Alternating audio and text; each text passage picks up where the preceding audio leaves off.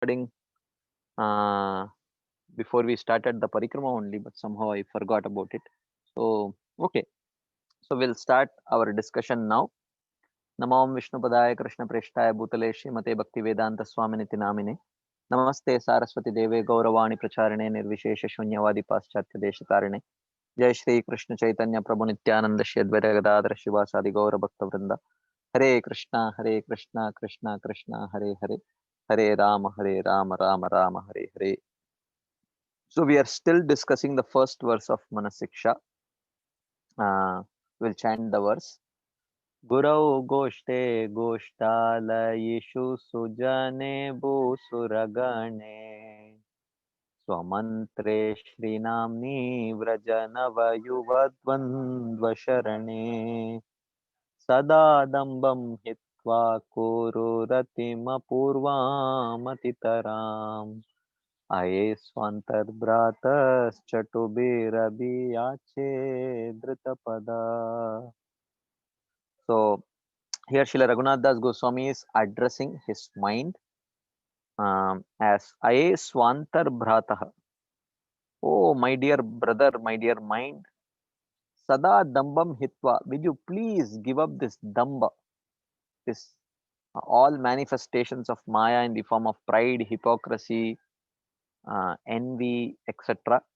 and Kuru Ratim Apurvam Atitaram and develop excessive, unprecedented attachment towards Gurau, Shri Guru, Koshte, Shri Vrindavan. That's what this parikrama was a part of, you know, some practical aspect of trying to develop some attachment to Vrindavan is every once in a while keep doing these parikramas so that we can stay attached to Vrindavan and Goshtalayishu to the Vrajavasis, Sujane to all the Vaishnavas, and Bhusuragane to the Brahmanas, Swamantre Shri Namni to the Gayatri mantra that one receives from the Guru and to the holy name of the Lord, and Vraja Nava Yuva Dvandva Sharane and to the process of surrendering to Shishi, Radha, and Krishna in Vrindavan.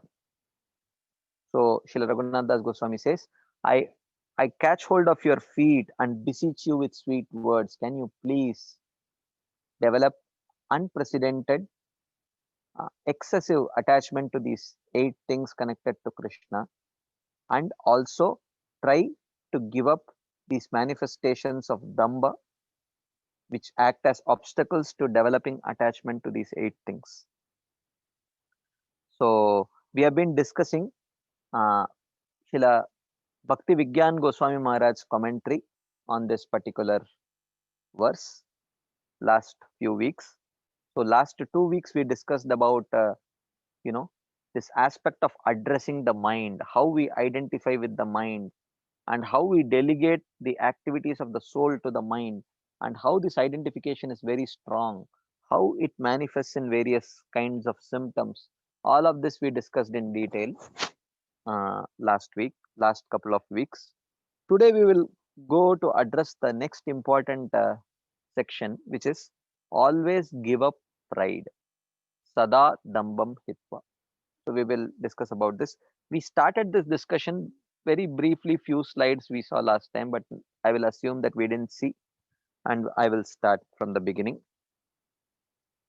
So Srila Bhakti Vigyan Goswami Maharaj says, at the moment we are the victims of a false program installed in our mind, a program called karma. So here karma means our material impressions which are pushing us to act in particular ways. Basically, he is referring to the conditioned subtle body or the conditioned mind. This program causes us to suffer, making other people around us suffer also due to all the vices residing in our mind. Hmm. So, uh, because of our various kinds of conditionings, not only do we suffer, but other people who are around us, they also suffer due to our conditionings. And here Raghunath Das Goswami says, there is one thing I beg of you, Sada Dambam Hitva, cast away all pride. This is the first request everything is supposed to start with. This is the first instruction to the mind. Please give up pride. Of course, here pride, as we saw, are the various manifestations of Maya, of which the pride is one of the manifestations. Sada dambam hitva. Sada means once and for all. Hitva means cast away. Cast away once and for all. It should not return back. And damba means pride. Damba means deception. Damba also means propensity for deception and hypocrisy. Bhaktivinoda Thakur goes on to analyze and explain the anatomy of damba, the anatomy of what we should initially give up. See, we should give up means the first thing is to identify these obstacles and to be convinced that these need to be given up, and then we can try to learn what is the means of giving it up. Of course, it does not mean that in order to move on to the second verse of Manashiksha, we must have already given up all these various manifestations of Damba. That is not what it means. It means that at least before moving on further, we should be convinced that these manifestations of Damba are there in me and I need to endeavor sincerely to give them up. This is what is the meaning of Sada Dambam Hitva. Hmm? So we can definitely move on to the second verse, even though our heart may be infested with these various manifestations of Damba, but we should be convinced that these need to be given up. Okay. To put it simply, Damba is both false ego and the propensity for deception, and not just deception but self deception. So deceiving others and deceiving oneself. Hmm. So when we are deceiving others on the path of devotional service, if we are trying to deceive others, then automatically we are trying to deceive ourselves, because uh, we are giving a very wrong picture about ourselves, and we are taking some pleasure in it. In We are taking some pleasure in the kind of glorification that comes to us, which we actually don't deserve and which we actually cannot digest also spiritually. So therefore, any act of trying to deceive others is an act of self deception also. That's what here Maharaj is also indicating. We have to cast away this tendency towards self delusion in order to reach our spiritual goals. For Christians, the mind plays the role of the devil. What we call the mind, they call the devil. So we also personify the mind. Bhagavad Gita also calls it the devil. Hmm. Uh, uh, or bandhuratmatmanastasya yenatmaivatmana jitah anatmanastu shatrutve. The uncontrolled mind is actually compared in Bhagavad Gita also to an enemy or devil, you can say. So this personification of the uncontrolled mind to be a devil or an enemy is not just there in the Christian literature, it is there in our Bhagavad Gita also. But but the Christians probably they don't see that it is that personified devil is actually within us and it is our mind only. Probably they have an understanding. The devil appears as the serpent, tempting us to eat the apple so that we can become God. So this refers to the episode of Adam and Eve. So when they are in that, when I don't remember, is that the uh, some garden? Maybe it's the Eden garden or something like that. And there they are there, and they see a tree with apples, and the serpent comes and tells them, eat them like that, even though they have been asked not to do anything like that. This describes our propensity for deception. The mind flatters and charms us, saying we can do anything and we can be anything. So that is, and we cannot fall trap to that kind of self deception. Hence, Raghunath Das Goswami says the first step should be Sada Dambam Hitva. We should cast away this pride, not just once, but always. Because once you shoo it away, once you shoo the serpent away, it will go this side and come back from the other side. So it is going to keep coming back again and again. So therefore he says Sada. Constantly you have to keep shooing it away. So he says, because the serpent isn't sleeping, it is there. Bhaktivinoda Thakur explains that this damba or pride has 6 constituents. He continues. First, it's maya or illusion. Okay. We are all apt to be illusioned, as the famous Russian poet Pushkin said. Oh, it takes a little to assure me. I am so willingly deceived. Okay. So, so that's the nature of conditioned souls. One of the 6 faults Prabhupada also writes in the beginning of um, Ishopanishad 5. I'm sorry.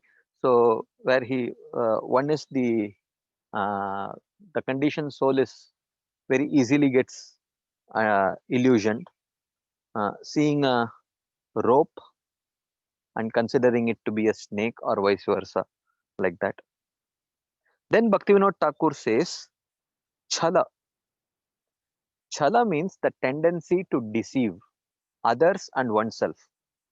I mean, no one wants to deceive oneself, but unknowingly one starts deceiving oneself actually. And one of the prominent ways of deceiving oneself is when we try to portray a wrong picture about ourselves to others in order to gain a kind of respect that we may not necessarily deserve actually. That's a kind of self deception. Not everyone allows the cheating tendency to manifest itself externally, but everyone should know that we all have this propensity to cheat. So this we have to accept. So this is the propensity to cheat. You have done something. No, no, no. I never did it. I never did it. That's a propensity to cheat. Next is kapatata. Kapatata means hypocrisy, which means acting in one way while we are in front of others, but while we are alone, we act in a very hypocritical way. Hmm. So this is hypocrisy. Of course, these are symptoms of weakness of heart, hridaya daurbalyam, a weak-hearted person. These are symptoms of weakness of heart. Of course, one need not feel, I mean, one should be inspired to give them up, but it does not mean that if one has these symptoms, it does not mean that they are not devotees. So all these are symptoms of anarthas. All these are anarthas, various kinds of anarthas. And naturally, all conditioned souls to various degrees do have these kind of anarthas. Uh, but the point is that a devotee is not one who is completely free of all anarthas. A devotee is one who is convinced that these are anarthas and I need to get rid of them if I want to progress in spiritual life. Therefore, Srila Rupa Goswami, while defining Uttama Bhakti, he does not define Uttama Bhakti as Anya Anartha Shunyam or Sarva Anartha Shunyam. He defines Uttama Bhakti as Anya Abhilashita Shunyam, which means uh, deep down we must not have any other desire other than the desire to please Krishna as our goal. Even though currently, due to our conditioning, we may be struggling with lust, anger, envy, greed, illusion, and pride, which may be creating various desires. But as long as we identify with those desires as anarthas and not our most cherished goal, as long as we are not praying to Krishna to fulfill these kind of material goals, but we are we are praying to Krishna to remove these kind of material attachments that we may have. Still, we are practicing. We are sadhakas on the level, on the platform of pure devotional service, practicing pure devotional service. So one need not feel very disappointed, because as Srila Sachinandan Maharaj in the introduction to this book mentioned that while we are discussing Manas Siksha, Srila Raghunath Das, we will start seeing some open wounds in our own heart, and the words of Srila Raghunath Das Goswami will go and touch those open wounds, and it's going to be a very painful experience actually. But Maharaj assures that, but don't run away. uh, it's going to be a painful exercise, but if you persist, then at the end of Manasiksha, what you will get is Krishna Prem, he assures that.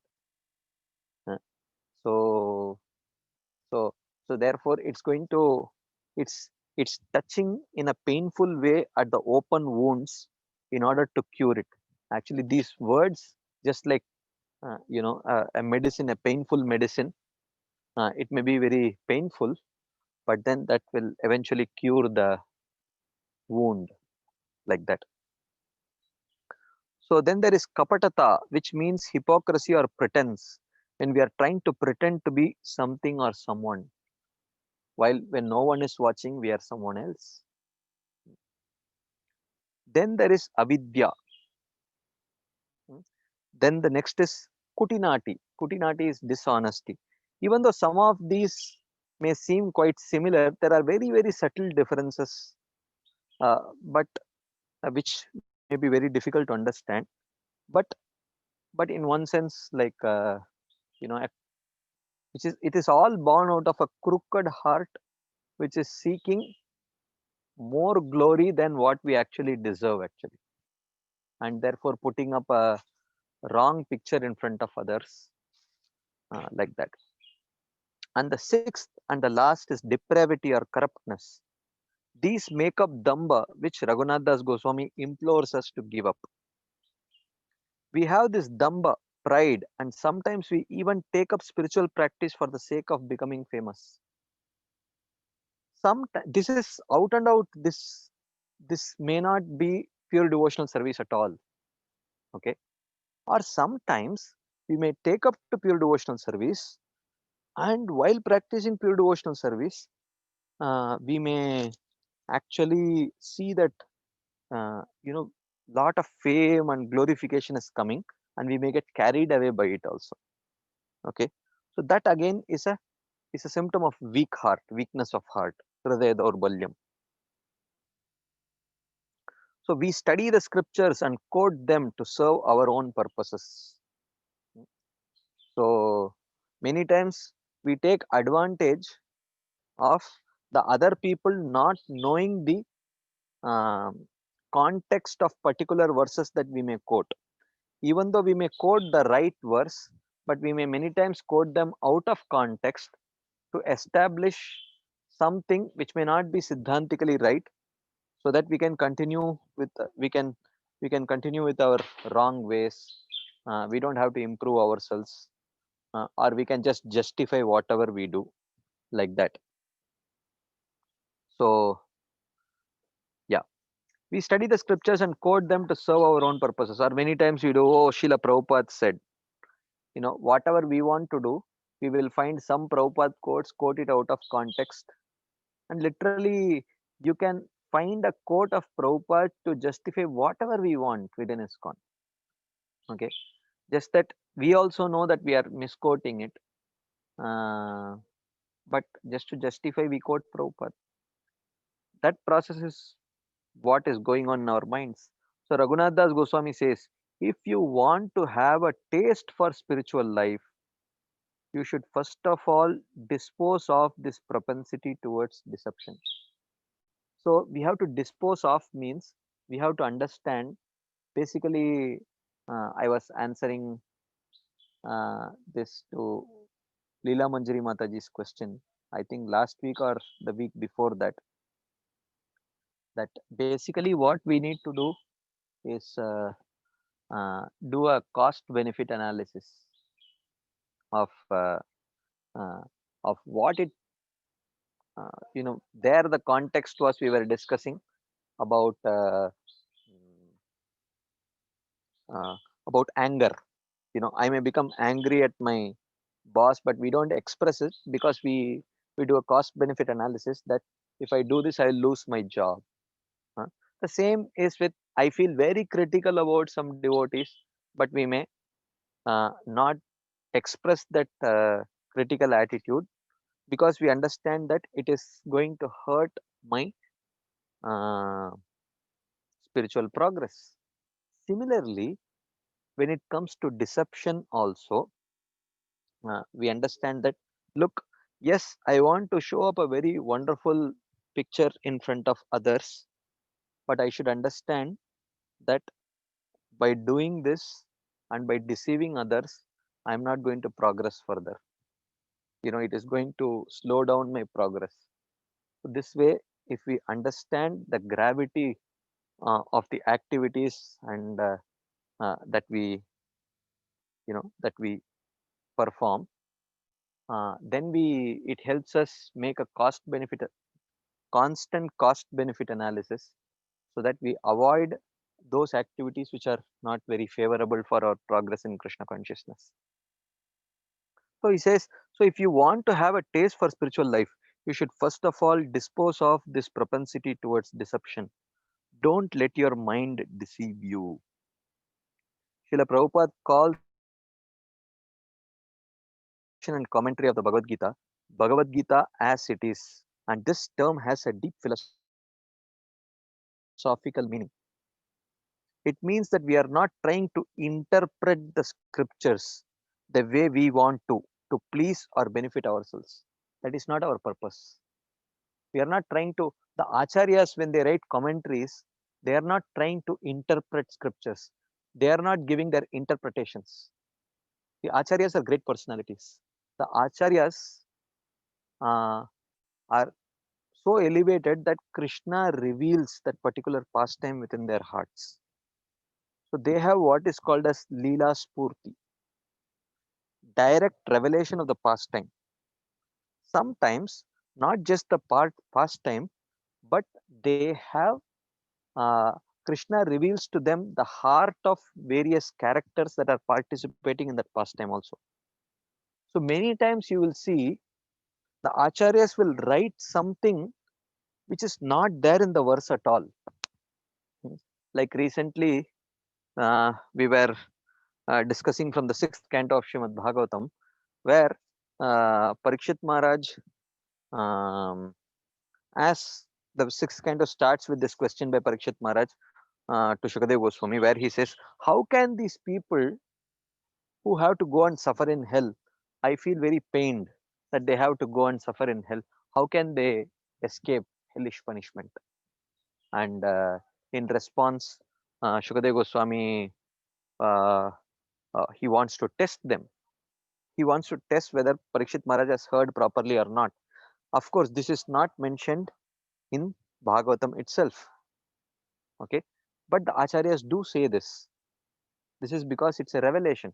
And subsequently, when he mentions about uh, uh, first he mentions Karma Yoga and Karma Kandiya Prayaschitta, and Shukadeva and Parikshit Maharaj rejects it.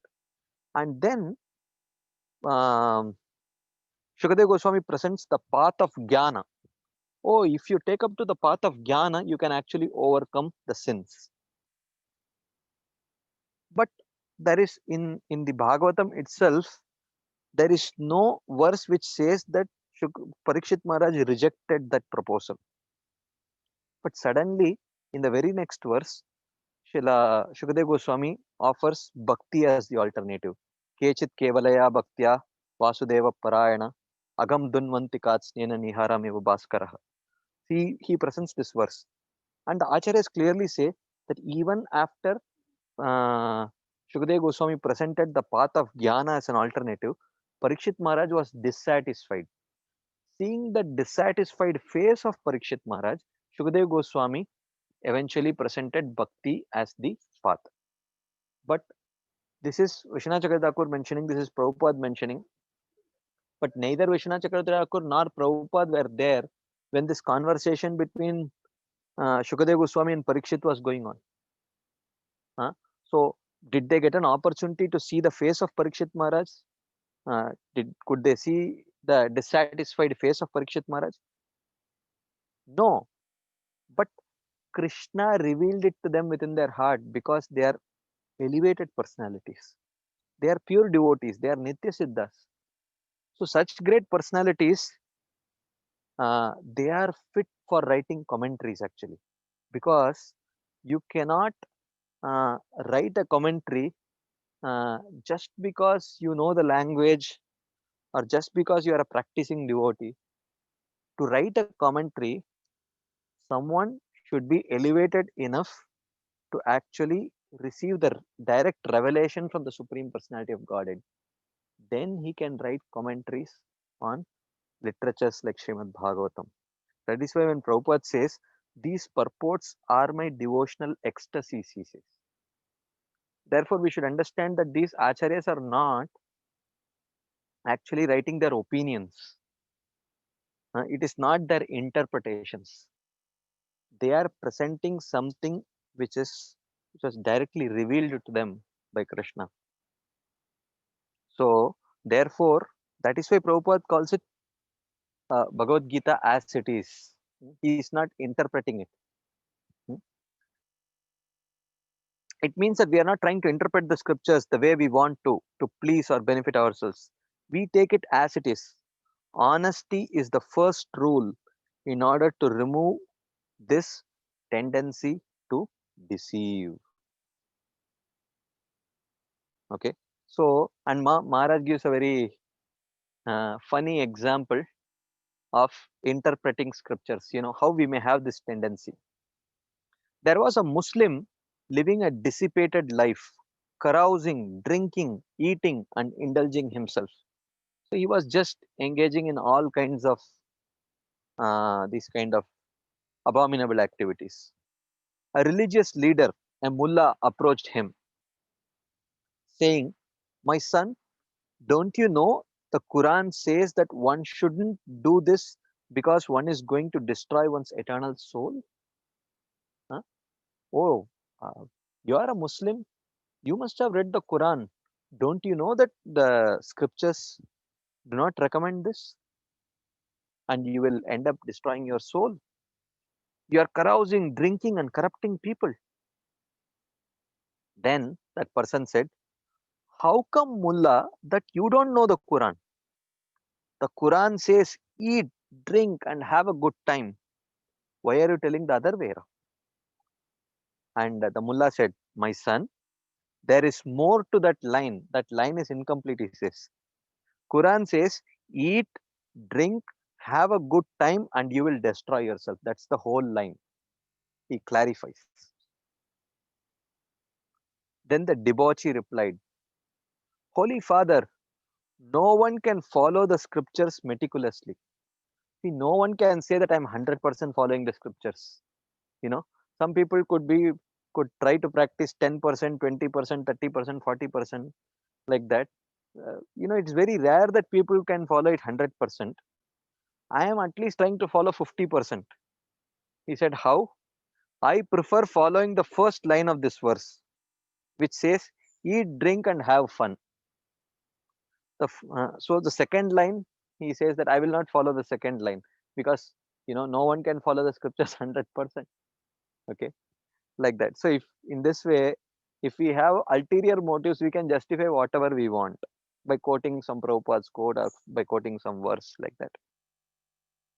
The first thing we should understand is that the enemy is within and it is always ready to deceive us and justify its actions to us. It tells we are the best and it is finding fault with others, saying the fault lies with others and not us. Okay. So at this point, I will pause to see if there are any quick comments, discussions, questions before we move on to the next part. Yes, Vrajvinod Sham Prabhu, I am unmuting you. Hare Krishna, Prabhu. Prabhu, you were mentioning about uh, we using verses half baked to give wrong meaning. Can you give an example, Prabhu, how we do that, and which verse, or what is the situation in which we generally, or the mind tends to do this, or we tend to do it, or some example of that? Okay, some example. Okay, I'll have to think. For example, uh, someone could say, uh, Prabhupada quotes uh, Charvak Muni. See, I'm not able to immediately think of it, so I'm quoting this. Rinam kritva gritam pibed yavat jivet sukam jivet. Hmm? So you may know this verse, but this is a verse which was quoted by Charvak Muni. So, uh, so even though this is Charvak Muni was not a Vaishnava, and someone who may not know who is Charvak Muni, he may, and you may say, you know what, a great sage Charvak Muni said, Dranam Kritva Gritam Pibed Yavat Jivet Sukam Jivet. Beg, borrow, or steal, live life king size. This is what, you know, this is a, this is a Sanskrit statement. See, I'm choosing something very gross and very absolutely wrong, but uh, just to create an impact. And sometimes we may ourselves not know the context of that verse. We may misunderstand the context of that verse and quote it just to justify like that. uh, Rajvinod Shamprabhu, is that, I mean, is that relevant? I don't know. No, Prabhu. I think you can let us know later on if you can find an example which we generally can misuse, or have examples of getting misused, because I'm speaking about devotees who are trying to because this is at a level where we're trying to identify the Damba. It is not raw deception which we know that we are deceiving and we're doing it in a wrong way. We Yeah, might yeah, not know that we are doing it in the wrong way. That is a difference which I want you to touch upon. Because if I yeah, yeah, want to yeah. discuss hundreds of methods, but if there is something which has escaped my scrutiny, and even like for example when you were speaking about misrepresenting, I could recollect hundreds of examples in my mind, Mm-hmm, which mind or in myself, where mm-hmm, I have done it. mm-hmm. So I have sort of said certain things which might mean something higher than what I really am. Okay, That is okay. a very true thing which I have. Mm-hmm, But in this, I could not relate to this other aspect which Maharaj was quoting, as you mentioned, that uh-huh. we try Yeah, I to mean, use. I'm not able to immediately recollect, but I Yeah, will no, think about it and I will try to share something yeah, with you next week. if you think something could come up, because I don't know what Maharaj meant in that, so I wanted to just get it. Sure. Okay, bro. Sure. I'll do that. I'll try to do that. Okay. Anything else? I saw, yeah, Madhavi Gopi Mataji. I'm unmuting you, Mataji.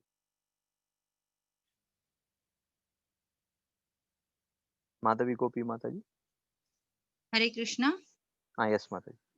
Prabhuji, this is not for the question I have raised the hand, but in the beginning, I heard the comments of many devotees, and I could see or feel the separation from Vrindavan in their reaction. So I was just wanted to share one thing. Like there is one Vrajamandal Parikrama app where we can see all the places of Vrindavan every day. That has been designed by the ministry. So if anyone is interested, they can download the app, and on that they can see daily the all the places of Vrindavan. I just wanted to share that. Oh, Jai. Thank you, Mataji. Thank you. I will. I'll try to. Because Devotees. yeah, and at any time, your convenient time, you can see in that app particular days. Like everyone must be knowing that 30 days Braj Mandal Parikrama goes on for last 35 years from the Correct, ISKCON. correct. So Yeah, that yeah. app is there. If you download, you can see every day's all the sthalis of Vrindavan. Jai. Thank you very much for Hare sharing. Krishna. Hare Krishna. Okay, Sangeeta Mataji, I am unmuting you, Mataji.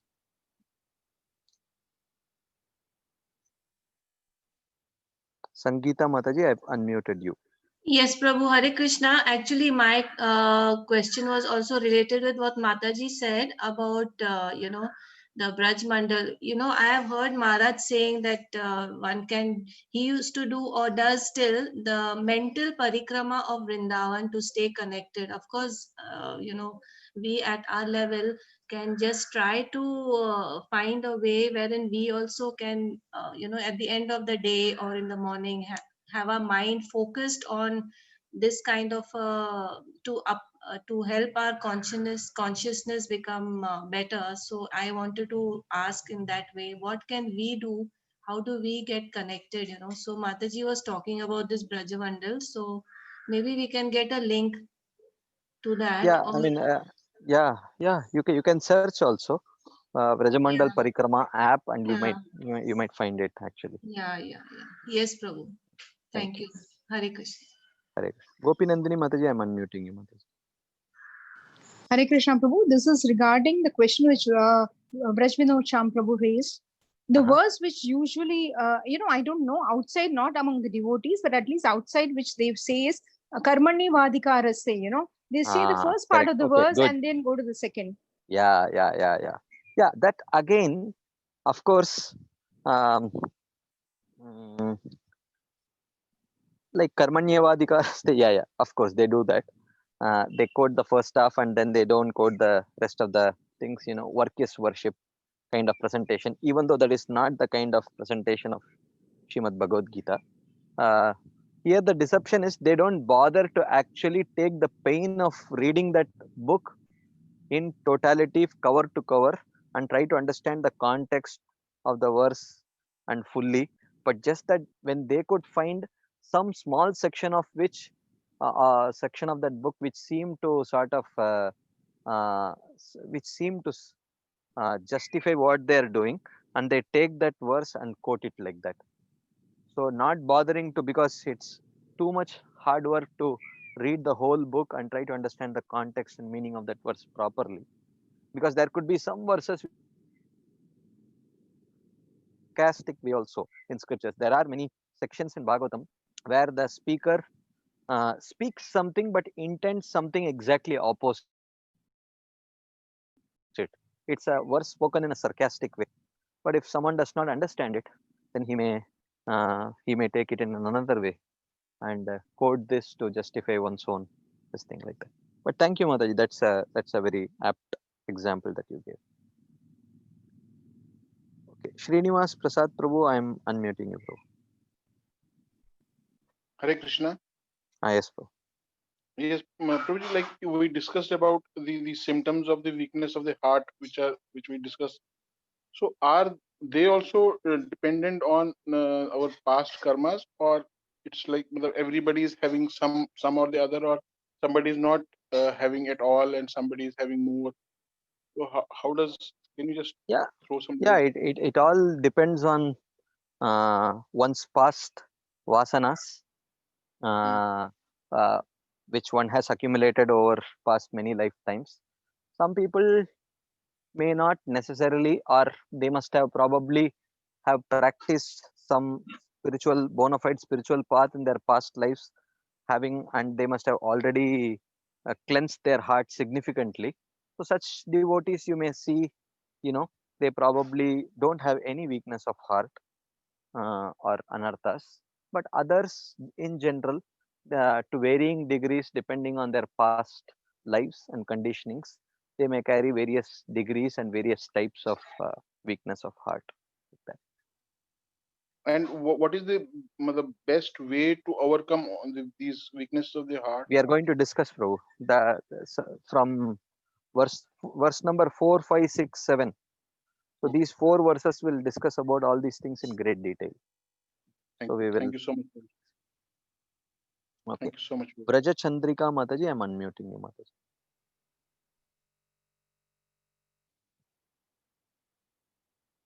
Vraja Chandrika Mataji. Prabhuji, Hare Krishna. Yes, Mataji. Actually, when you are mentioning about the concept of deception, so this is for the devotees only. And when we are devotees, when there is a kind of a gross deception, that is one category of it. But sometimes what happens is it could, suppose if we are involved in some services, we may be doing just 1 or 2 services, and in that category, there may be devotees who would be telling that, oh, Mataji, you're doing such nice service like that. And we just take the credit also. And we just take the credit also. So, but we need not necessarily be so much service oriented. But the devotees who are glorifying may tell that, Mataji, you are so much service oriented like that. So, does this come under the category of deception? Yeah, because we also know that lot of what we accomplished maybe was due to the help that we received from many other devotees. But if I probably present it, then I may not get that much credit. So we may say just thank you, you are so nice, and then move ahead. And we may not necessarily reveal that, so that we may allow that person to think that I have much more service attitude than what I actually have, like that. Yeah, that's also a kind of deception. Okay, and so this is one example I gave, but others like this in many areas, there could be a situation where we are actually not very genuine. So actually, what is that thing that makes us deeply identify the deception that we are carrying? We may be totally unknown to what we are doing actually. Yeah, that is why because we are living in a world where it is, this whole, especially in today's day and age, this whole social media, Instagram and Facebook and everything, where every moment we are trying to update what we are doing, and and in most cases it is, it's probably not completely true also. Most of the times it's probably a lie, and it is, and everyone knows that it is not completely true, it is lie only, but it is accepted as something which is all right, everyone does it, so there is no problem like that. So the kind of society that we live in, the kind of value systems that is commonly accepted as good enough value system, but which may be much lower than what is accepted to be a Vaishnava value system. Because of that influence also, many times we may think that it's all right, what is wrong, I am just yeah, it's not that I am alone, there are so many people who are doing it all over the world, so it is an accepted thing, like that, because of this value system that we may carry from the outside world, which has percolated so deeply even within our devotees' lives. So that way also we may become unaware of our own self-deception actually. And when we come together and discuss these subject matters from the books, then it becomes little more clearer. Oh, actually the standard that I thought was all right is absolutely not all right, like that. Then we actually start seeing the deception. So then actually we start seeing, even though immediately we may not be able to change ourselves completely, but at least we will start seeing that, oh, I'm not able to give up this lower value system and accept the higher value system. Then that is the stage when we may start acting actually consciously in a deceptive way, like that. Is that Yes, okay, Mother? Was it relevant? Yes, Prabhuji. And just a little extension of the question is, does it include, like, suppose within the family also, and apparently not typical devotees types also if the family members are, and then when we have our behavior towards them and not so a kind of inclusion of little of rudeness or a not so what you say, very affectionate or something like that. So does all those things also come under the category of deception? I did not completely get your question. No, when when we are with family members, and sometimes we feel that what we say straight they may not understand, and so we kind of cover it up and tell, because they will never understand what we tell the straight things, because they are not apparently devotees, or such kind of behavior if we have, does that also come under the category of deception? No. I don't think so. If the if the intent is right, if the intent is right, that that you want to tell someone something, why you are doing what you are doing. Let's say a family member who is not a devotee, and if you tell the real reason, then he may not appreciate, and he may misunderstand. So you may tell a different reason which may not be the real reason, just so that the person does not get turned off. I think that is perfectly fine. That is not exactly deception. Yes, Prabhuji. Thank you, Prabhuji. Thank you. Okay, I see two more hands, and then we will continue. One is Rangaraj Krishna Prabhu. I am unmuting you. Hare Krishna. Can you hear me? Yeah, Hare Krishna Prabhuji, Janat Pram. Yes, Prabhu. Prabhuji, I have one question. Like, we have so many anarthas in I have so many anarthas in myself, which I can't speak in front of others Mhm. or to another devotee. But generally, we behave in a proper way with devotees. But I know many anarthas in me, but I cannot show to them. Neither I can say to them, and when they glorify so I can't even say like the anarthas that I am currently fighting with. So it's a kind of deception or some, I don't know, because I'm deceiving them. Yeah, of course. See, that's a very valid question that you have asked. Very relevant question, because we can't really express what we are struggling with everyone. That is perfectly right. But at least internally, we should actually uh, be embarrassed, uh, and and maybe even communicate to the devotee without divulging the details. Prabhuji, thank you very much for your encouragement. Um, you know, whatever you have glorified me, I will keep that as an ideal, and I will try to strive for it. That much we can tell. So we don't have to necessarily divulge. Prabhuji, you don't know what I am suffering from, and then you start the whole story, and at the end of it, that devotee may become completely bewildered. So we don't have to necessarily uh, express what we are struggling with everyone, but we can internally feel embarrassed, ashamed that someone is judging me in such a way. And at the same time, we can tell Prabhuji, thank you very much for your encouragement. I will try to live up to these ideals that you are expecting of me. I am not there right now. That much we can tell. Or even in some cases, it may not be appropriate to even speak like that. So in that time, in that way, internally we can pray to Krishna. I mean, this is what devotees are seeing in me. Please help me at least one day, so that I can genuinely come to such a position like that. That much we can do. Okay, Is that Prabhuji. okay, bro? Yes, Prabhuji. Okay.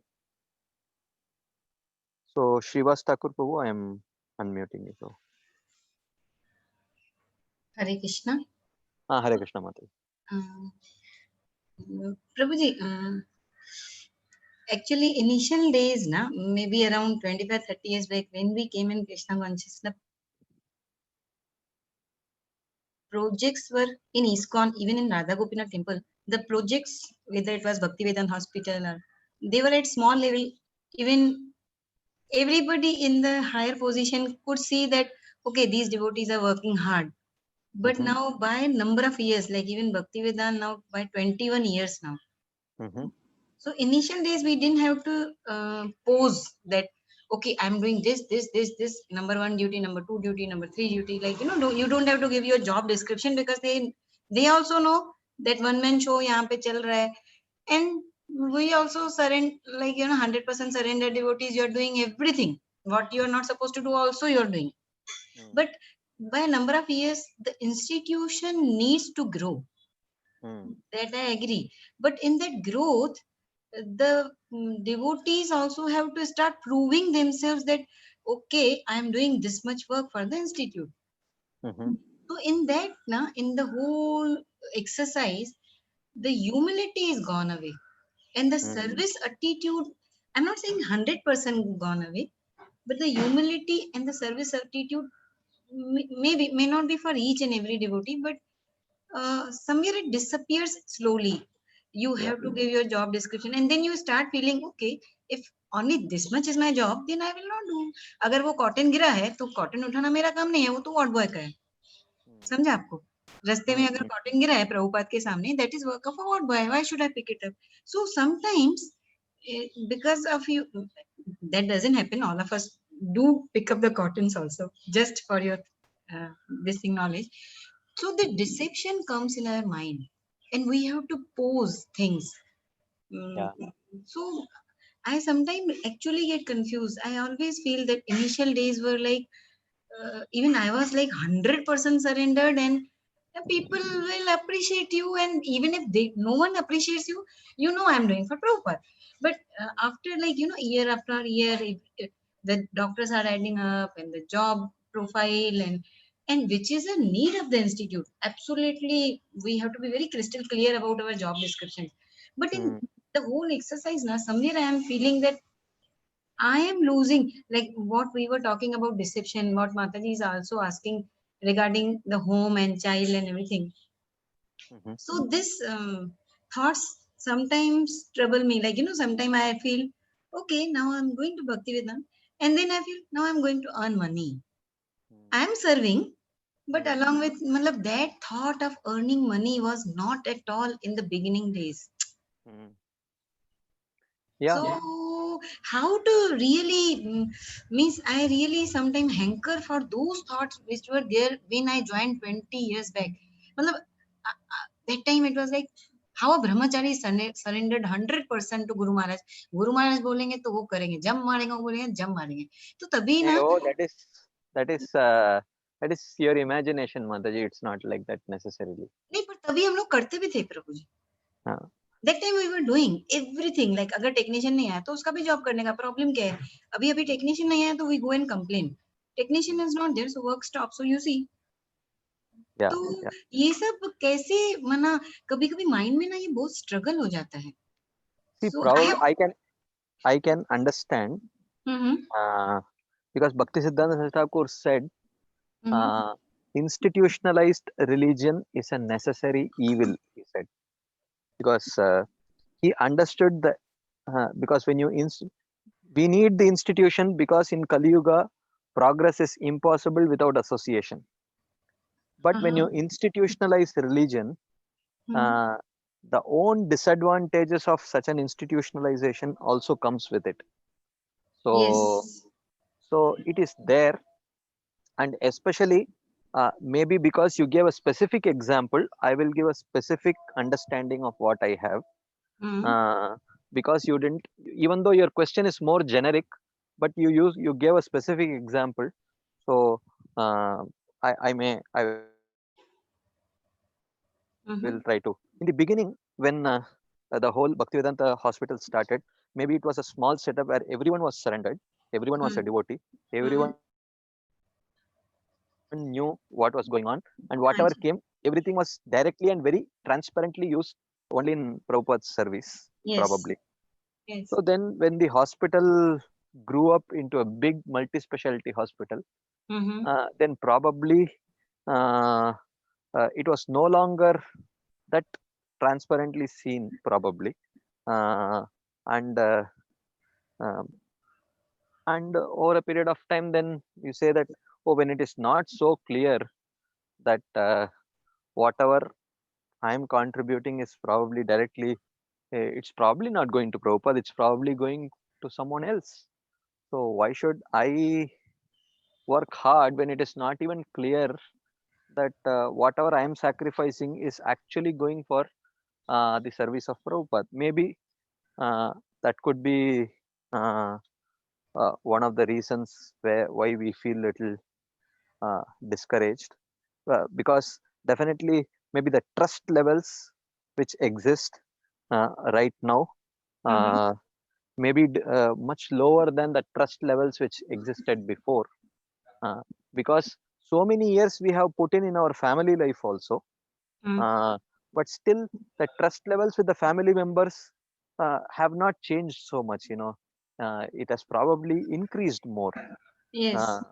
But with mm, with people outside, probably that kind of relationship is not there.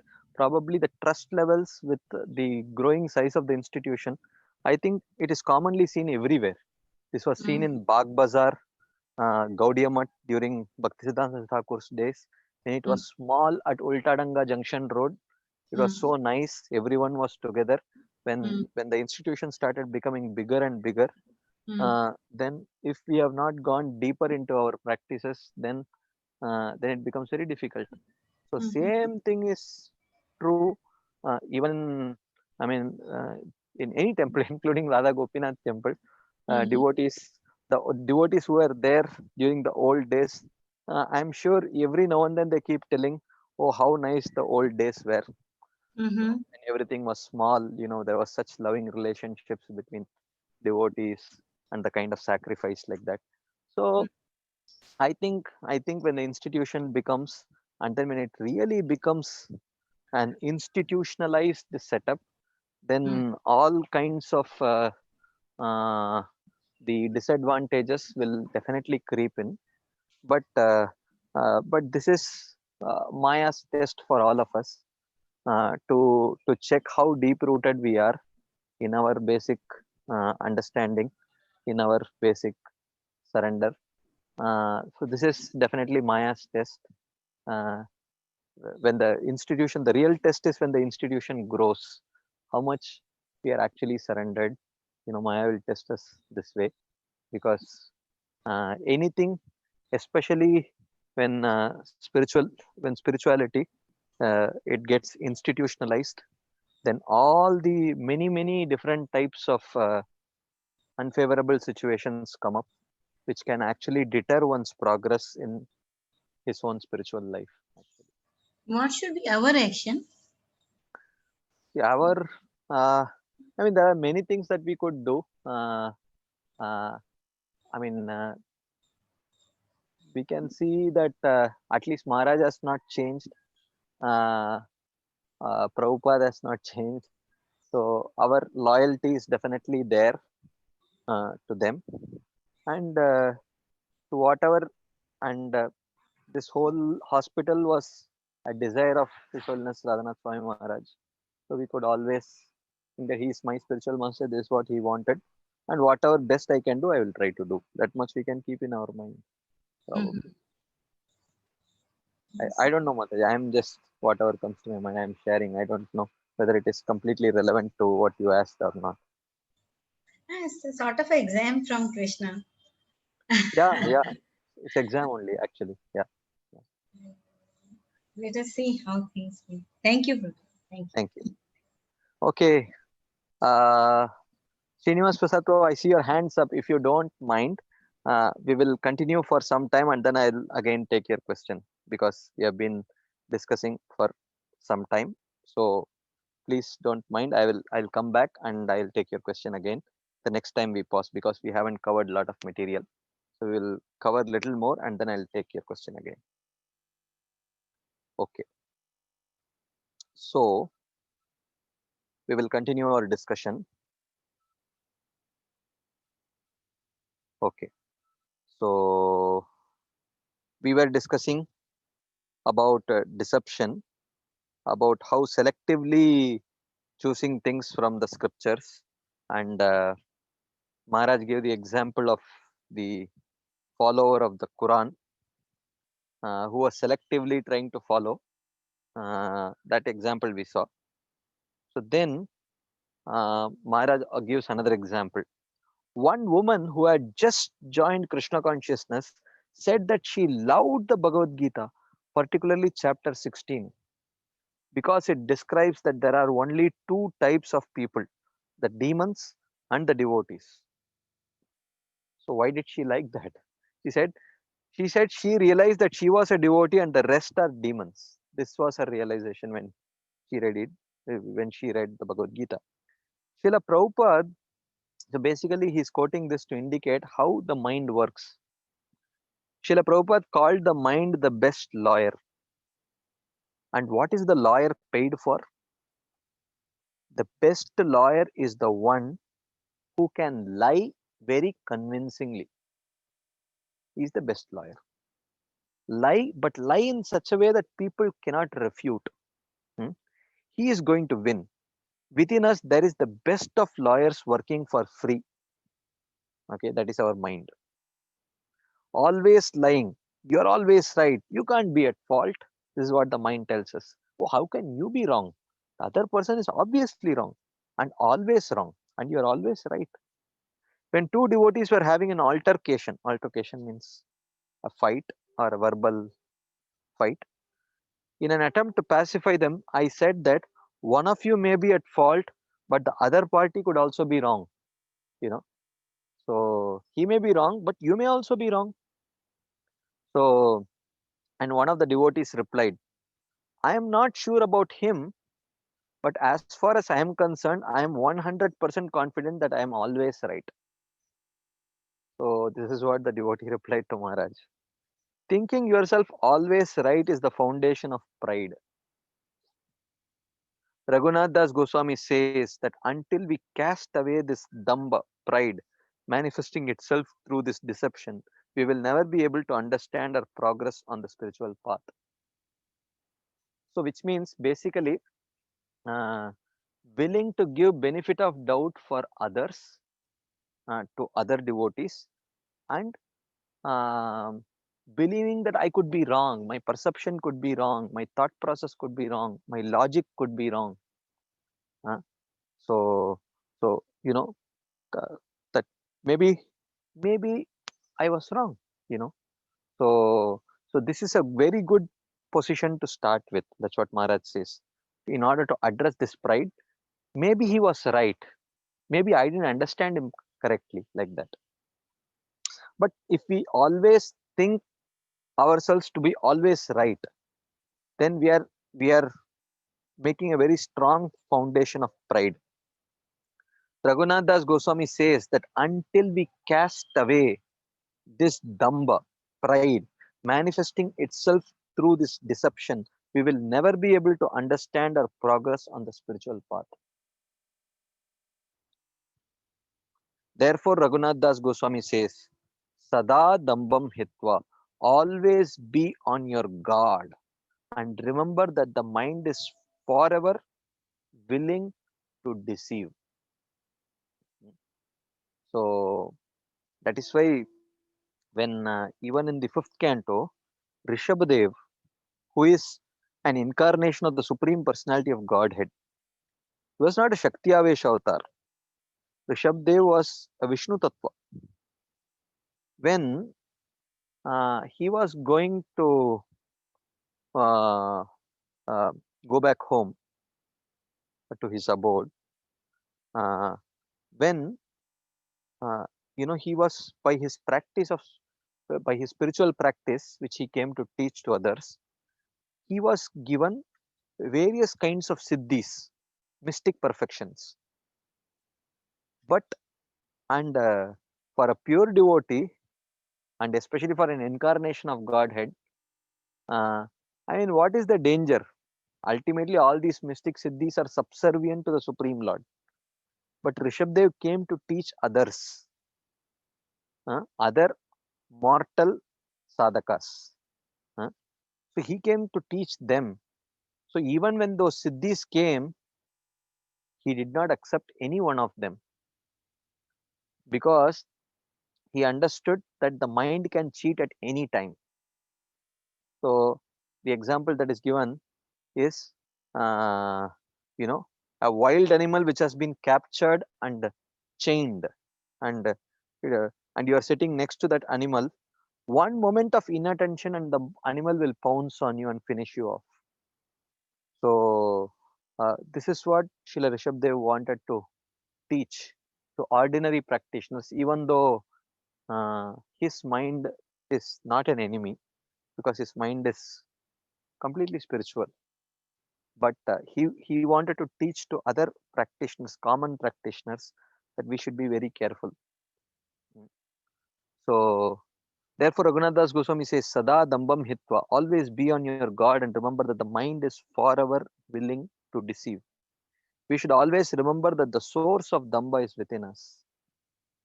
Damba means identifying with the material body and even more with the material mind which plays roles.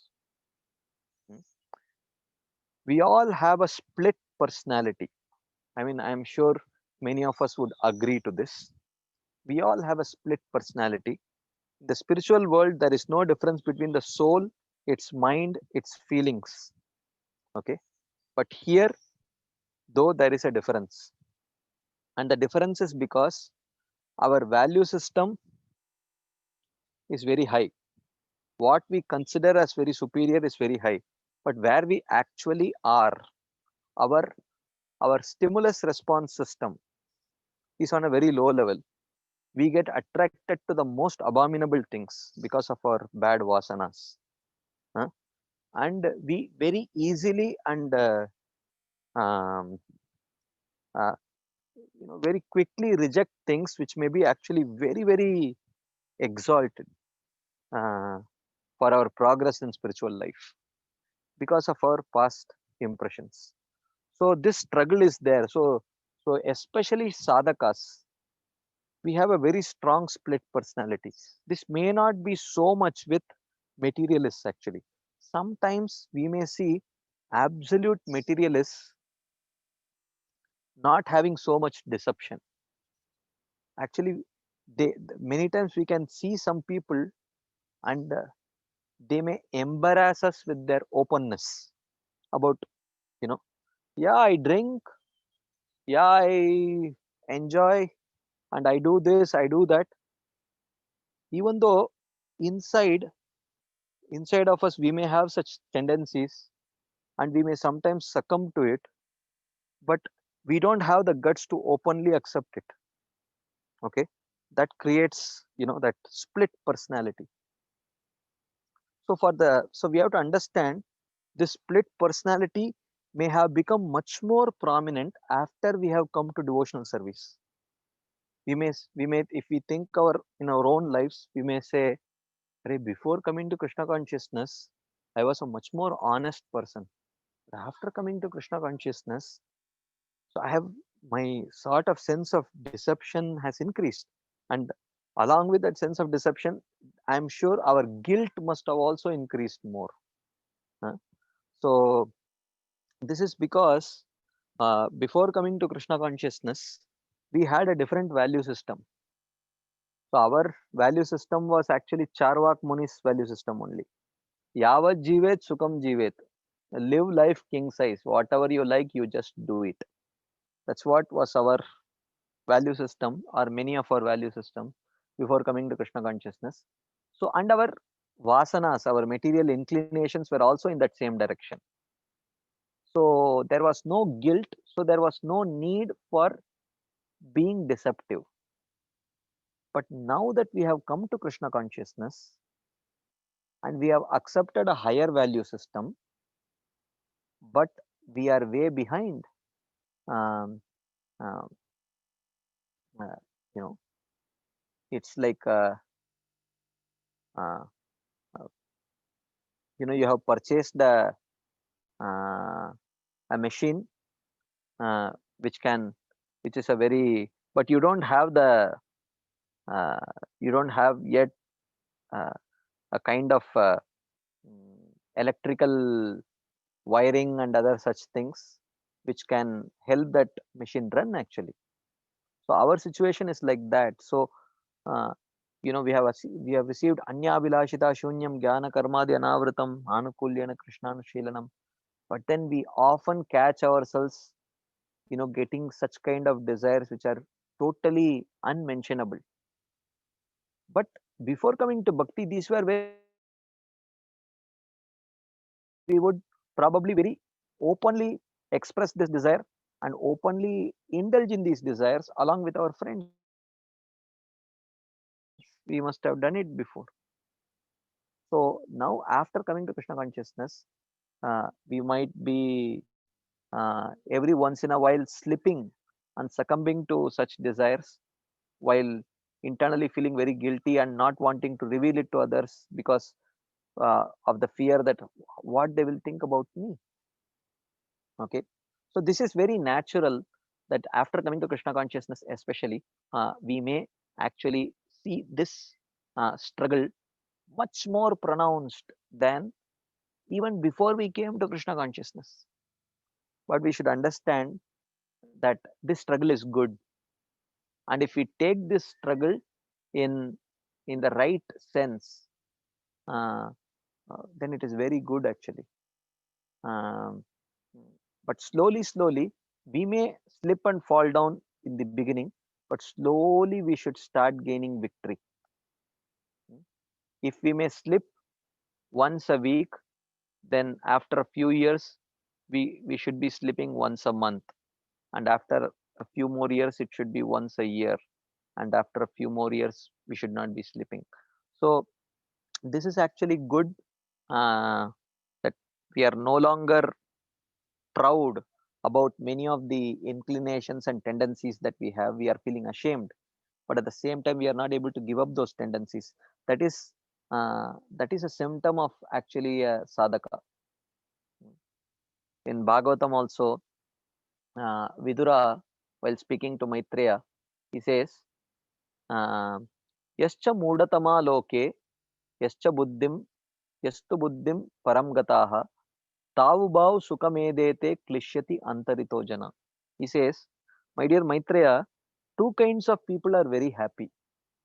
He says, yascha mudatama loke.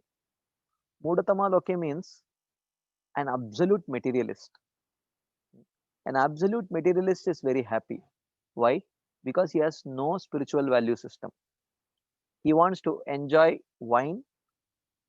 No one has told him that it is wrong to drink wine.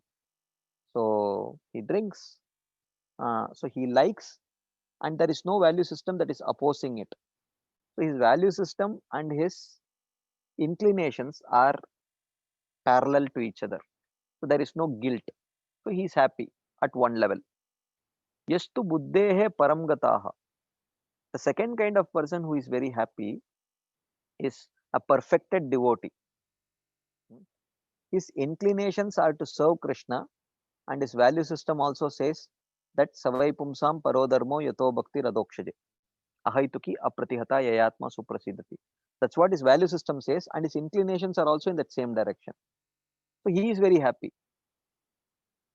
But Vidura says, but the third category person is very miserable. Klishyati antarito jana. But the person who is in between, he suffers very severely. What is the problem with that person? His value system is the value system of Rupa Goswami, but his own mind and his heart is still an absurd materialist only. So gradually, so therefore it creates a big tension, and many times it manifests in the form of deception also. But we should not become discouraged to continue the path of devotional service. We should understand that every sadhaka goes through this struggle, but if we are willing to struggle and overcome these things, then the path ahead is very, very bright. So everyone has to go through this, and it's a sadhaka struggle which is documented in Srimad Bhagavatam also. So everyone has to go through this. So therefore we should not feel discouraged. and disappointed and give up the practice of devotional service. So that's what here it is mentioned. Therefore, Raghunath Das Goswami says, Sada Dambam Hitva, always be on your guard and remember that the mind is far away willing to deceive. We should always remember that the source of Damba is within us. Damba means identifying with the material body and even more with the material mind, which plays various roles. We all have a split personality. In the spiritual world, there is no difference between the soul, its mind, and feelings. You see, the second category person who is always happy.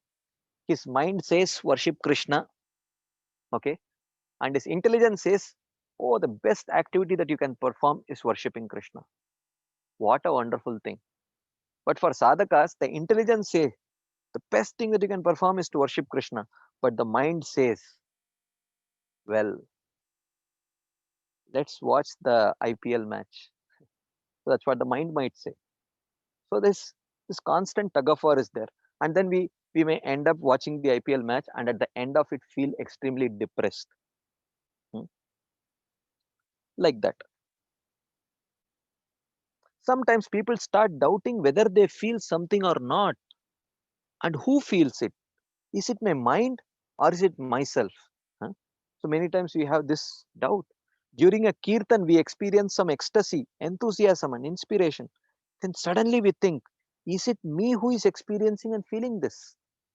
And it is hard for people to detach themselves from the mind. So is it my mind or is it me?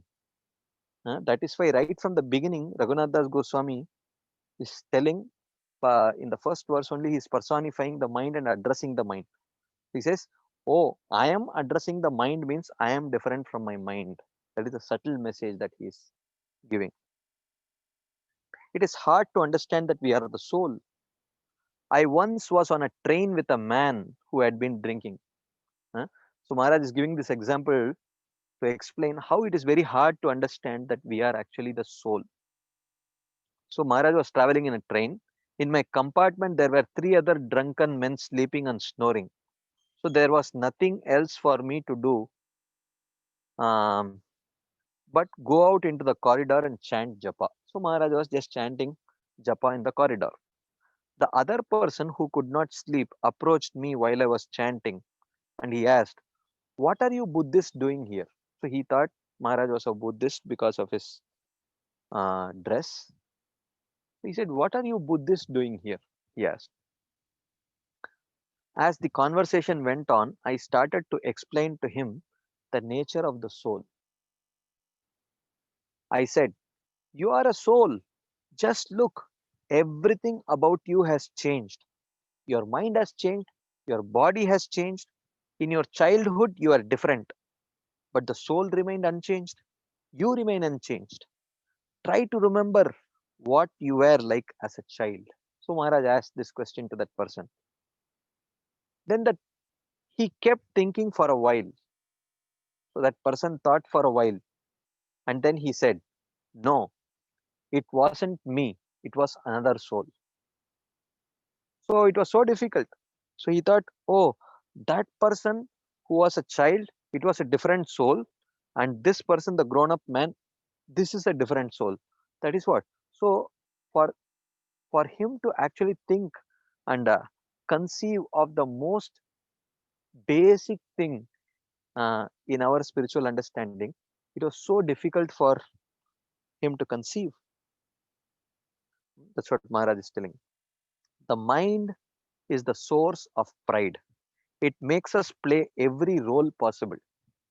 In the long run, we try to work these prideful roles into the spiritual realm, which means Maharaj says that we carry this pride into the spiritual realm, or whatever upadhis that we had.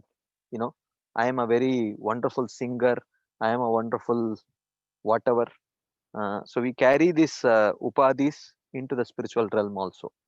There is a very important point we have to understand. Even being on the spiritual path and theoretically accepting that we are servants, and any authentic spiritual path teaches this position, we don't always reconcile this within. So we say Gopi Bhartur Padakamalayar Dasa Dasanu Das, but internally to reconcile this takes a long time and genuine effort, it does not automatically happen. Okay, so it is a big struggle actually. That's what Maharaj is writing here. Jiva Goswami gives a very interesting explanation of what knowledge is. Maharaj is telling Jiva Goswami's explanation of what is knowledge, true knowledge. He says that knowledge is the essence of experience. Knowledge is what we have experienced. It is equal to perception. So, real knowledge means that which you have realized. That is real knowledge. That's what Maharaj is telling. Pratyaksha you are able to perceive it. When Krishna begins speaking about what knowledge is, he starts with these two words, amanitvam, adambitvam. To gain true knowledge or true experience, to approach God, we should first of all cast away our passion for honor, amanitvam, and this pride, adambitvam, consisting in our ability to deceive and delude ourselves. So if we have to approach the Supreme Lord and understand the Supreme Lord, first he says is give up pride and give up this delusion. There are two forms of pride that exhibit themselves on the spiritual path. Two types of pride. At times, devotees are naturally naive. Naive means very gullible and they are very simple. They think they they think in very oversimplified ways. As a rule, they come with their hearts open and expect a miracle. Oh, Krishna will do a miracle today. Huh? So I have not studied anything for the exam. I have studied only one chapter or two chapters. So Krishna will do a miracle and he will help me get questions exactly from those chapters. I will pass the exam. Like that, they may expect miracle. Most expect something to happen during or after chanting the Maha Mantra. If they experience some miracle, they consider it as a proof of genuineness of the spiritual path. However, sometimes miracles do not prove that the spiritual path is true. Okay, so because you may have some non-spiritual person also performing some miracles. So Maharaj gives the example of Sai Baba in South India. In southern India, there lives a so-called incarnation of God who works miracles on a regular basis. Although he does some tricks, he's manifesting that vibhuti and all that. That is all trick only. But Maharaj says he can actually perform some miracles also. Many people can attest that he materialized an object in front of their eyes, or he came into their dreams or saved them in some situations. This I have heard. I have one of my family members who is a die-hard, ardent Sai Baba devotee, and I have one of my friends also. And you can clearly see that they are not lying. They are genuine. What they are sharing is actually a genuine thing. They are not lying. Many people can attest that he materialized an object in front of their eyes, or he came into their dreams or saved them in some situations. This is really true. When they share with so much genuineness, actually. At the same time, this person claims he is the complete incarnation of God. Some people in their frenzy get stigmata on their hands and they begin bleeding. This must be stigmata, must be, I think, horripilation in extreme degree, probably. However, this is not at all the proof that the true proof of the true spiritual experience. That's what Maharaj is writing here. It is not at all proof of their intimacy with God, because the mind can be the cause of all these miracles. So we can instill something into our minds, and it will work such wonders, making us think God must have come to me, like that. There are lots of examples of false spiritual experiences. Contactees, psychics, mediums, magicians, and pseudo incarnations. Sometimes we even see devotees trying to rush a miracle. We are so impatient. So we expect some miracle to happen. We are so impatient that immediately it should happen. If Krishna is there, then I should see this. I mean, if we don't see, that does not necessarily mean Krishna is not there. Krishna is not obliged to respond to our beck and call. We have spent hundreds of lives here in the material world wasting our time, and then at last, when we become spiritual, we think a miracle must happen now. God must now appear in front of me. Like that we think. So millions of lifetimes we have wasted in this material world. But as soon as we come to Krishna consciousness, we think that Krishna should immediately perform a miracle and come in front of us. And sometimes he may falsely appear too, even with a peacock feather with a blue body. I mean, this even Balabhadra Bhattacharya, who happened to travel with Mahaprabhu, he got carried away. When he saw, when some of the Vrajavasis were telling that, oh, Krishna is dancing on the hoods of Kalia in Yamuna, like that.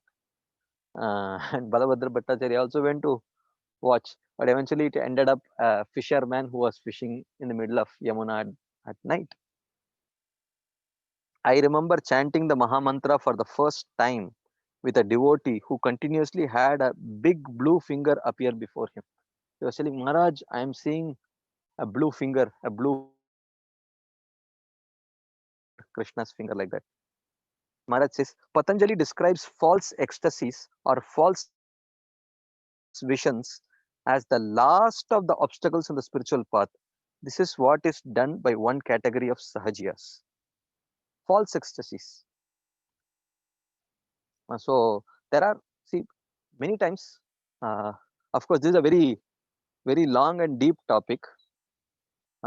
Even material emotions can create, symptoms of ecstasies. Like how many of us must have watched a movie and cried? How many of us must have had our hair stand on end while watching a cricket match where India wanted 6 runs from one ball, and they hit that 6 at the last ball and won that match, and we had our hair standing on end. So these are actually Bhakti-Rasam Sindhu talks about them. It calls them Ashta-Satvika Vikaras. But these Ashta-Satvika Vikaras of crying, voice getting choked up, the body becoming very pale, Vaivarnya, Ashru, Kampa, Sweda, sweating. So these are all, they can manifest due to material emotions also. Okay. So, therefore,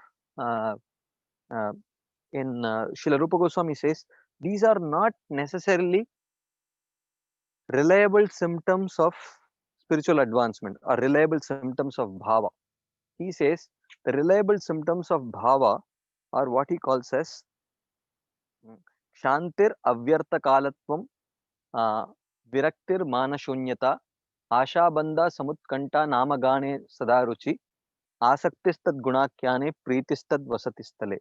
Like that, he gives 9 symptoms which are reliable symptoms of spiritual advancement. Shanti means genuine tolerance. Avyartha Kalatvam means such a person would not waste even a single moment. Shantir Avyartha Kalatvam. Virakti means complete detachment from material enjoyment. Mana Shunyata means absolutely not expecting any honor or respect. Daktir Mana Shunyata. Asha Bandha. Asha Bandha means having great hope in that Krishna's mercy will come one day. And Samutkanta means great eagerness to aspire for that mercy. Enthusiasm. Ashabandha Samutkanta. Namagane Sadaruchi. Having a taste for constantly chanting the holy name. Asaktistad Gunakyane. A great attachment to glorify the Supreme Lord. And Pritistad Vasatistale. A great attachment to stay in the place where Krishna has performed his pastimes. So these 9, when they actually, when these 9 symptoms, reliable symptoms are there, along with tears flowing from eyes, hair standing on end while chanting the holy name or while listening to a pastime from Srimad Bhagavatam, These are symptoms of true bhava or true prema. Otherwise, if these 9 reliable qualities are not there, and only if someone is crying or hairs are standing on end, one possibility is that it could just be our involuntary response of the body to a material emotion. Okay, they are not faking it, it is real. Or the second could be, we might have a very material conception of Krishna. When like for example, I remember one Mayapur Yatra, few Mayapur Yatras back, Maharaj was, His Holiness Radhanath Swami Maharaj was sharing a pastime about Chaitanya Mahaprabhu's sannyas. And he was very moving, touching way describing the conversation, what Sachimata was going through, what Chaitanya Mahaprabhu was speaking to her. And my mother was crying. Literally, tears were pouring from her eyes, So, but I saw it. I knew why she was crying. It was definitely not, she was not crying out of ecstasy hearing Chaitanya Mahaprabhu's pastimes. She was crying because she was thinking of me. I knew that. And it is not rocket science, because the other symptoms of that bhava should also be there to cross verify. So, you are hearing a spiritual subject matter, but connecting it to some material relationships that we had, and that could also trigger out these kind of sattvika vikaras. Okay, or there is a third possibility where uh, uh, when an ordinary material person comes in touch with a very powerful spiritual personality, very advanced pure devotee, then the prema that is present within his heart may get reflected in the heart of this person, and he may experience some momentary ecstasies. In this case also, he is not faking. So this is called as rati abhas or bhava abhas. There are two types of ratyabhas: pratibimba ratyabhas and chaya ratyabhas. So these two are also possibilities. So in all these cases, there is no faking. And the fourth possibility is that he is actually plain faking. He has seen very spiritually advanced people crying, rolling on the ground, hair standing on end. He has seen all that very spiritually advanced people actually, in their ecstasy exhibiting, even though really spiritually advanced people do not publicly exhibit any of these things, except for very rare cases when they completely lose touch with the living world. It does not happen. So under such circumstances, uh, so so such people are fakes, and some kind of sahajiyas, they do that, just to fake. uh, so this is one possibility. And the fifth possibility is really they are experiencing bhava or prema. So like that, there are many circumstances under which, such tears flowing or hair standing on end, but they need not be necessarily indicative of one's spiritual advancement at any cost, like that. And most surprising is that they sometimes seem to have some love of God, but then they go out and smoke a cigarette. This is how this self-importance manifests itself through illusion or false visions, and how we are reduced to the sahajiya level. Srila Prabhupada warned again and again not to rush things. Advancement is supposed to come naturally. Waiting for what is natural is the way the acharyas described, and it is not easy. So actually, patience is a symptom of humility. Impatience is a symptom of pride. I think Maharaj will also mention it. It is one type of pride to be impatient. That's what Maharaj is telling. Which means, oh, I deserve it. So how can you make me wait? I deserve to experience it immediately, like that. We think I deserve more than what I have. I need my spiritual experience right here and right now. God should come to me, or I should experience some kind of miracle, or I will bring myself to some state to make everyone understand I am the smartest and the most remarkable. This fault resides within the mind. But there is even a more profound mistake we can make on the spiritual path. So, what is that more profound mistake? We will take, if time permits, after I will pause for a while, we will take some uh, comments, discussions now. And if time permits, we will continue this discussion after our Q&A session. Okay, I will. Madhavi Gopi Mataji, I see your hands up. I am unmuting you. Hare Krishna. Yes, Um, Mataji. am I audible? Yeah. Yeah. Prabhuji, we talk about spiritual mind. So I was confused regarding, suppose any thought when it comes to mind, how do we differentiate whether my spiritual mind is having this thought or the material mind is having the thought? Because in spiritual, we may say that when the spiritual thought comes, it is the spiritual mind, but I don't think it is that simple, because uh, I mean, you understand what I mean to say, like. So that is one thing, that how we differentiate. And one more thing is about the So first Dambha, we will what take. we are First we discussing. will take So this one. First we will take the first question, Mataji, and then we will yeah, we'll go to the second. So how do we differentiate? See, generally the nature of material mind. So actually we have material mind only, in one sense. We don't have a spiritual mind. But we can spiritualize our intelligence first by connecting to Guru Sadhu Shastra. So the mind has a nature of sankalpa vikalpa, accepting and rejecting. So if the mind is working in terms of, so while we are at conditioned stage, when the mind is choosing something because it likes, uh, then it is, then we should understand that it is material mind only. There is no spiritual mind now. But we can subjugate the material mind by trying to train the mind to choose according to what is right and what is wrong according to Guru Sadhu and Shastra.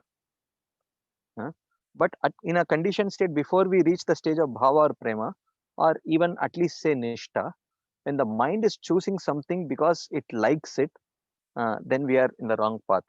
But if our choice, if using our spiritualizing intelligence, if we are trying to train our mind to choose something based on what is right and what is wrong according to Guru Sadhu and Shastra, then at least as sadhakas we are moving in the right direction, like that.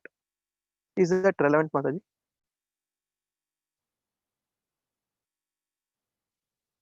I will unmute you again. You don't have to mute yourself again. Yeah, I have unmuted you, Mataji.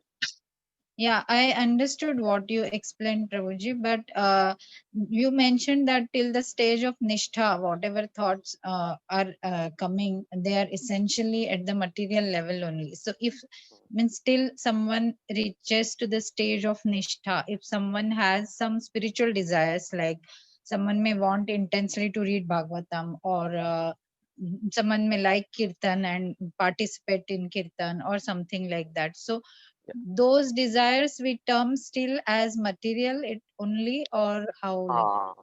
So the desire is spiritual, but the emotion may be a material emotion only. Uh, because spiritual emotions manifest at the stage of bhava only, not before that. But we may have spiritual desires, but our emotions may not have necessarily become spiritual yet, because for that our heart has to be completely cleansed.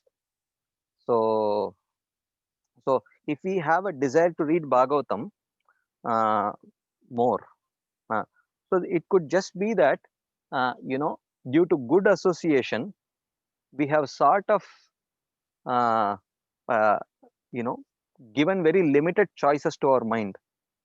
Initially, our mind had Bhagavatam, chanting, going out to, uh, uh, you know, a restaurant to eat, or going out to, um, spend time with the friends, watch a movie, whatever.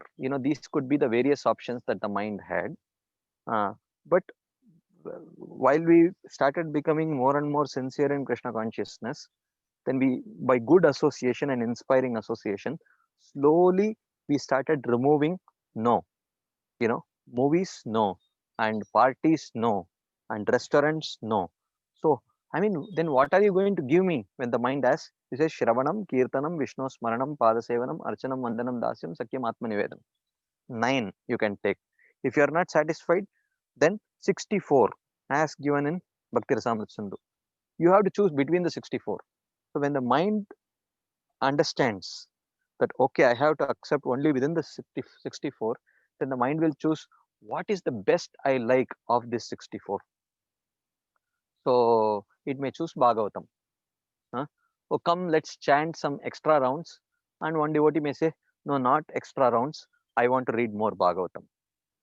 So still, uh, uh, it is a good desire only, but it may be, but still we may be choosing one limb over other limb, because we like, uh, even though we all know that chanting also Krishna likes, and Bhagavatam, studying Bhagavatam also Krishna likes, and the Guru Maharaj likes, but still a conscious choice of one limb of devotional service over the other limb we may be doing, because primarily it may be because I am relishing it more.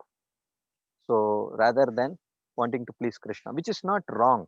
We have to act organically, we cannot artificially act, but then that indicates that still, we are work in progress. We will have to progress more. So like that. Does it make sense, Mataji? Yes, Prabhuji, to lot extent. Yeah. What was your second question? Prabhuji, second question was when we were talking about the Dambha aspect of it. One thing I understood, that point was made very clearly by Maharaj, that whatever means whatever we do, identifying with the body is Dambha itself. So at that level, everything is clear. But at normal day-to-day life, there are two incidences I can say, which may be coming in everyone's life, that we move around in the world. That time we get lot of non-devotees or lot of practitioners of the other processes of spirituality. So many a times it so happens that they call you for certain things which you don't like it at all. Means you don't have any hankering or any liking for that.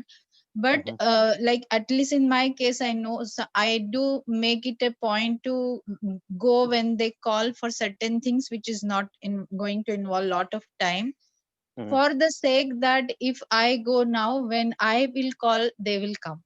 Correct. With that thing. Yeah. For that I have to go with that intention. I invest my time in that, to so to say.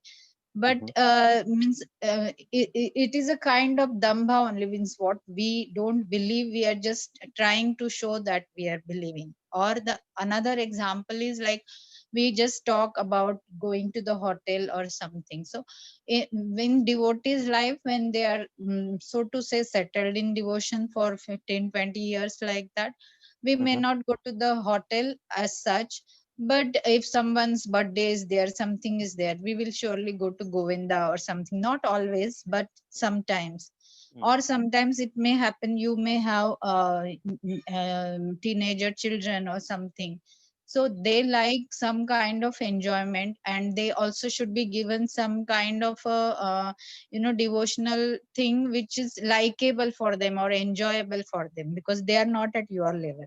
So correct, you can't drag them to that. So correct. For them also you have to go sometimes, to Govinda or something like that. So but then that becomes very subtle line, whether really you are trying purely to give enjoyment to them, or you are also getting some enjoyment out of it.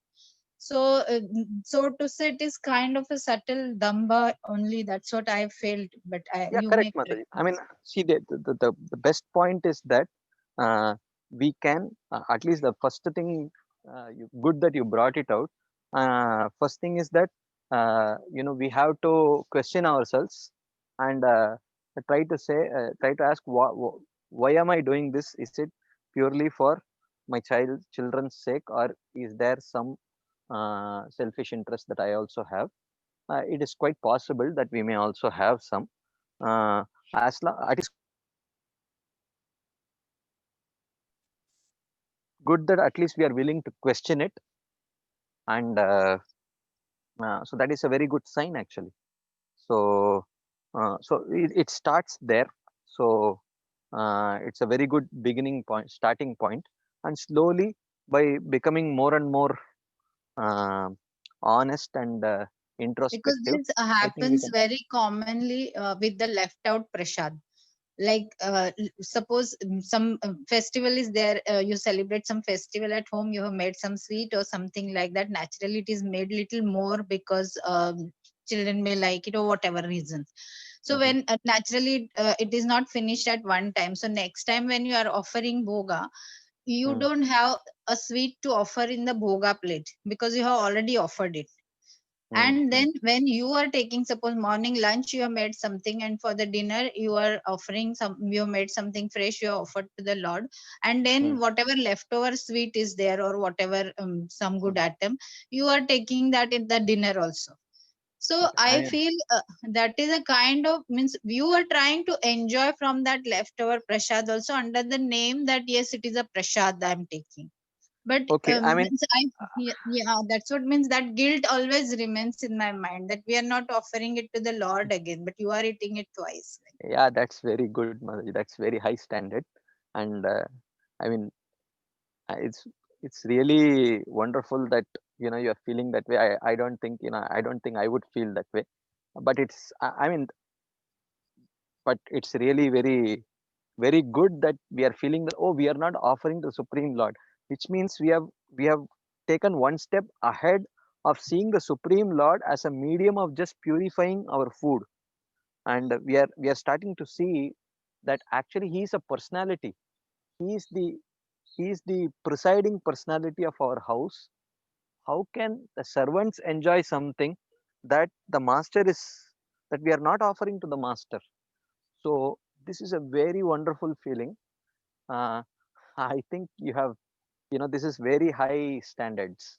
So if someone can feel even little guilty, or even feel little bit along these lines, actually, to even think that, oh, for dinner I am having this sweet which was cooked for lunch, but the Supreme Lord is having just plain uh, rice, dal, and sabji. So that's a very wonderful feeling actually. Actually, this is this is a symptom of progress actually. So I mean, ideally, gradually we should come to this level. So this is wonderful. I mean, yeah, I mean, the definition of Damba becomes more and more subtle when we progress actually. So a more advanced person would be able to see even a slight uh, mistake in consciousness. One may be able to identify it as Damba. So this is, yeah, wonderful actually. Good you brought out this point. Thank you. Thank you, Pran. Yeah. Uh, anything else before we wind up? We have 2 more minutes left. So today, of course, we have had a long session. We had half an hour of parikrama, and yeah, Srinivas Prasad Prabhu, we will end with your question. I'm unmuting you. Hare Krishna. Yes, Prabhu. Prabhuji, one question is right. Like you discussed about Rati Abbas and Bhav Abbas. Both are same. Okay, both are same. Yeah. So in that we discussed certain points, and there a question came in my mind that like we feel sometimes separation from devotees, and whatever little association we have got from Guru Maharaj or from very senior devotees who actually given us this precious devotional service. Mm-hmm. Krishna consciousness. So if we Yeah. feel separation from such devotees, and sometimes we may feel emotions, and there may tears may also come sometimes. Yeah, So yeah, what are they like? yeah. They are emotions which are born out of a uh, you can say Okay. they are genuine emotions, but you can't call them completely spiritual emotions also. Mm. I am not telling that they are material emotions, uh, because definitely the devotee has touched your life in a very profound way, and you feel very deeply grateful, and because in his absence you are feeling his separation, but so therefore I don't want to call that emotion as a material emotion, but at the same time it is not a spiritual emotion, because we may not have the 9 reliable symptoms of bhava also, because spiritual emotions actually manifest at the stage of bhava, not before that. So Mm. this is a very conducive emotion for us to cultivate. It's a very conducive emotion to cultivate. This is very good, but we cannot misidentify it with actually completely spiritualized emotion actually.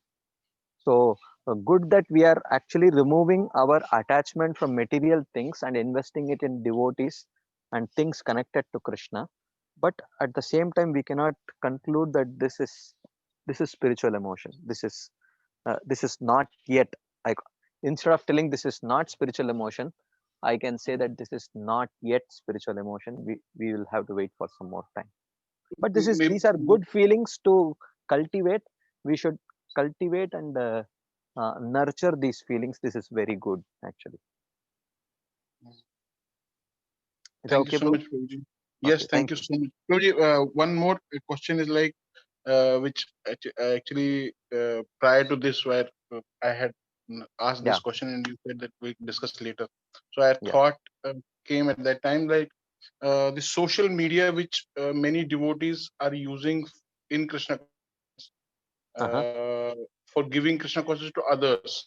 Mm-hmm. And I know many devotees who are doing kirtans and coming live and performing so many activities, devotional activities through Mm-hmm. social media. So Mm-hmm. we don't know the intention of every person, but Yeah, I but know certain Maharaj also who preach through social media, and mm-hmm. there may be definitely devotees whose intentions are very positive to give Krishna consciousness to others. So how do we take on to this, that the social media is like uh, good or bad, or how should Prabhuji, we have to see good or bad in terms of what kind of effect it is creating on us, because we will never be able to find out whether the other person is using it with a genuine motive or not, and that is not our business also. We have Mhm. to be concerned as to why we are using it, for what purpose. So that much Yeah, we but have to be, that is good enough for us. So the other thing is for that person to introspect and ask himself, why he is using it. But we can ask for ourselves only, why we are using, yes. what kind of effect it is having on us, like that. So the younger generation, like our kids Hmm. who see those things, so they also feel like getting, they give example of certain uh, uh, cases that Hmm. they are also coming. So like I don't personally see Instagram, like we discussed about Instagram, Facebook, and all those things. Hmm. So, but as far as the young generation is concerned, like Hmm. as I'm saying as a parent, so if anybody has a son or daughter, so who's trying to practice devotional life, but they are seeing Instagram and Facebook and all that, and they also like take it that this is good, on a broader sense. So they tell us that matlab, you are not able to think these things on a broader aspect. Yeah, So yeah, you are what not do you, broad-minded. That's what they mean. yes. Yeah, So yeah, how yeah. See, yeah, if you through your personal interactions give something more genuine, then it will give them slowly, it will give them an opportunity to see how what they are doing and seeing and interacting on the level of social media is very superficial. So it is our responsibility to give more meaningful, deep, affectionate exchanges with our children and other family members, so that they can clearly see over a period of time. It won't be overnight, because these are also addictions, and it is not that an addict does not see that his addiction is bad, but many times he may be such a compulsive addict that despite seeing that it is bad, it may be difficult for him to give it up immediately. So therefore, what I'm telling is, we have to be sympathetic. You give a more deeper level of exchanges, and if they explain to you that yes, what you say is right, I am trying to get out of this addiction, then in whatever practical ways possible, at that point, till that point we wait, and then we try to respond to them. But then we have, it is our responsibility to give them a deeper level of exchanges, and affection, so that over a period of time they can see the superficiality of what they are getting through the social media. So that we have to, it's our responsibility. Yes, thank you. Okay, Thank bro. you so much. Thank you. So thank you very much. Yeah. Hare Krishna. So we will end our discussion here. Thank you very much for joining. So hoping to have your association next week also.